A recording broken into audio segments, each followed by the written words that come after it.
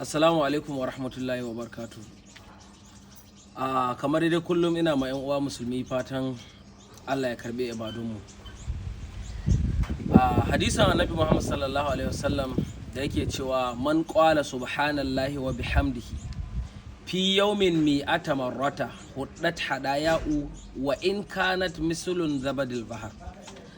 Annabi Muhammad sallallahu alaihi wasallam yake cewa duk wanda ya ce subhanallahi wa bihamdihi a cikin yini so 100 Allah zai karkare mai zunubansa ko sun kai kwatankwacin yashin gulbi. Wata fassara ta ce ko sun kai kwatankwacin kumfan gulbi. Muna roƙon kuma ya fassara take Allah shi duba zukatanmu ya amshi ayyukanmu na alkhairi. Ina tunatar da 'yan uwa cewa faɗin subhanallahi wa bihamdihi bai zama wani aiki ba. In ma kana kasuwanci ne, in ma kana kan abin hawa ne, ko ma ina kake faɗin subhanallahi wa bihamdihi ba zai zama ma aiki ba. Idan za ka iya faɗin haka so 100 Allah subhanahu wa ta'ala da kai ne zai karkare ma zunubanka ko sun kai kwatankwacin kumfan gulbi.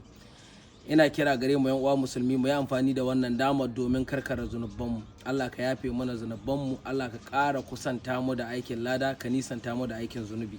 Ina muna fatan Allah ya sa mu sharuwa lafiya.